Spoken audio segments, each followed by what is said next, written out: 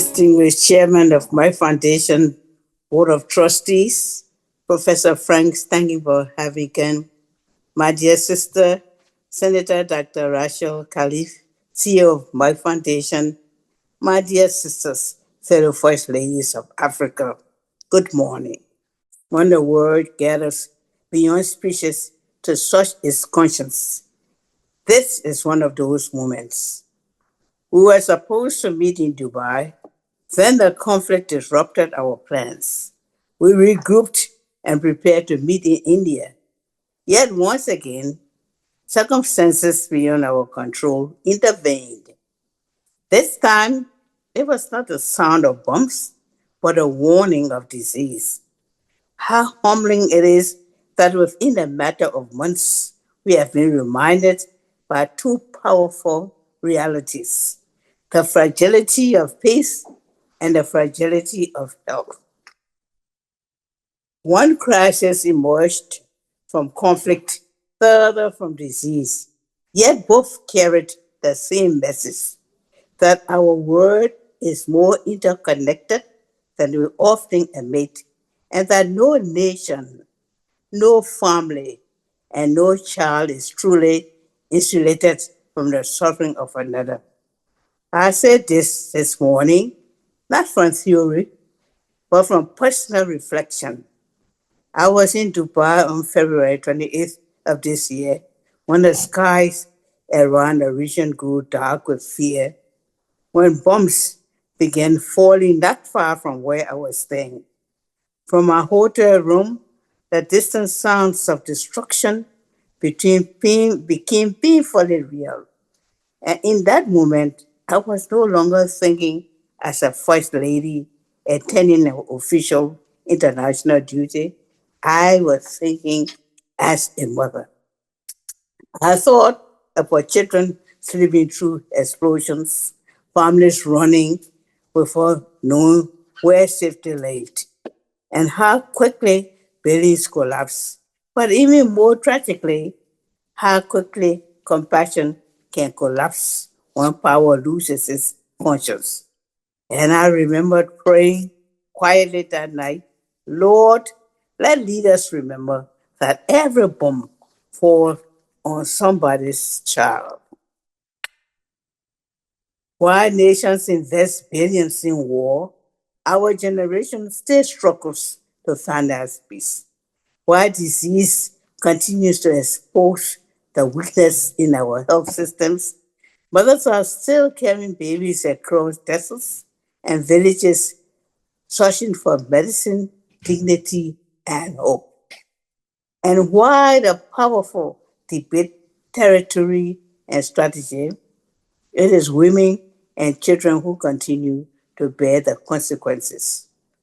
As First Ladies, we sit beside presidents and heads of state, our husbands, our partners in nation building. And perhaps this is a season for us to go above and beyond, standing beside them in ceremony, but also speaking wisdom into leadership itself, because power without compassion becomes dangerous.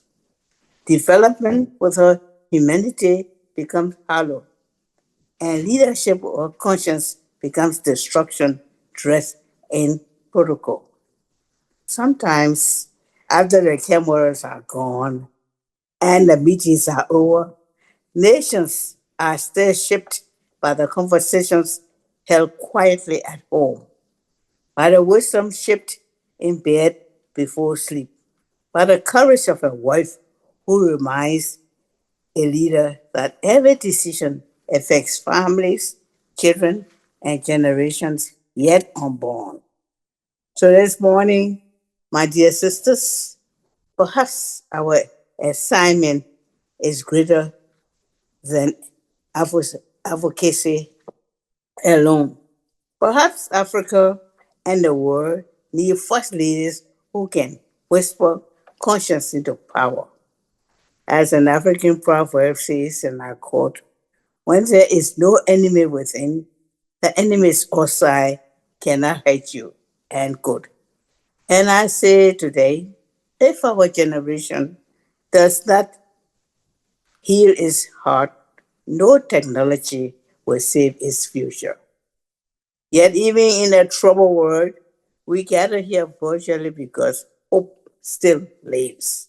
And Merck Foundation has become one of the living proofs that partnerships rooted in the global community can transform nations. Today, as we celebrate the ninth anniversary of Merck Foundation and 14 years of transformational programs across Africa and beyond, I speak as a witness to lives transformed, systems strengthened, and history rewritten through healthcare, education, and women's empowerment. In Liberia, our partnership with My Foundation is now is not producing statistics alone. It is producing facts. Through this partnership, Liberia has received 58 scholarships for young healthcare professionals in critical and underdeserved specialties, including fertility, embryology, oncology, diabetes care, women's health, pediatrics, infectious diseases, dermatology, and endocrinology. Many of these specialists are the first specialists of their kind in our country. History is literally walking through our hospitals. And what moves me most is this: we are no longer exporting hope, we are building it at home. As ambassador of my foundation, More Than a Mother, I am especially proud that 28 scholarships have been dedicated to fertility, embryology, and reproductive care. In a continent where infertility still carries stigma, silence, and shame, my foundation dared to challenge the culture of blame and restore dignity to women and families. And that, my dear sisters, is not charity, that is justice. And let me say this carefully because it matters. A woman's worth must never be measured by her womb, but by her humanity. My dear sisters, one of the greatest tragedies is not infertility itself, but the cruelty that often follows it. Through this movement, we are replacing stigma with science and mockery with compassion. At the same time, through the Educating Linda program, we are supporting 40 high performing underprivileged girls in Liberia with annual scholarships and engaging them in leadership, mentorship, scholarship, and personal development until graduation. Because when you educate a girl, you do not change a classroom, you alter the destiny of a nation. And so we continue to invest in them, not as beneficiaries of pity, but as architects of Africa's next chapter. I must also commend Mike Foundation for recognizing what many institutions still fail to grasp. Culture shapes consciousness. That is why initiatives involving songs, films, fashion, media awards, storybooks, and public advocacy matter so deeply. Policies may change laws, but culture changes minds. And once minds change, societies begin to heal. As first ladies, we must continue using every platform available to shape a more compassionate Africa. An Africa where healthcare is accessible, where girls are educated, where mental health is discussed openly, and where women are respected in speeches and in systems. My dear sisters, allow me to say this from my heart. We are not gathered here because of our titles and proximity to power. We are gathered because history places us in rooms where decisions can change lives. And one day, history will ask us a question.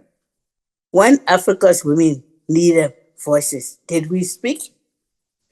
And when African women needed voices, did we speak? When our children needed systems, did we build? When a human family drifted toward division, did we lead with wisdom? May our answer be a resounding yes. As another African proverb reminds us, and I quote, the child who is not embraced by the village will burn it down to feel its warmth, end quote. That proverb speaks to our world today. If we neglect our youth, they will inherit anger. If we neglect our women, we weaken nations. But if we neglect healthcare, we threaten our future itself. So let this virtual gathering transcend a conference. Let it become a covenant of conscience, a covenant that while the world may compete in weapons, we will compete in healing. While fear builds wars, we will build futures. While others invest in destruction, we invest in healing.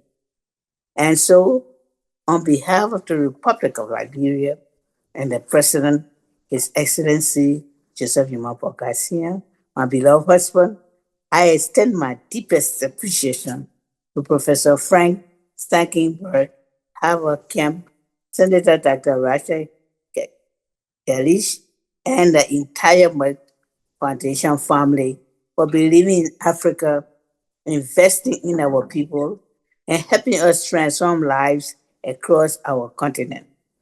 Because true partnership is not measured by conferences alone, but by lives restored, systems strengthened, and future secured.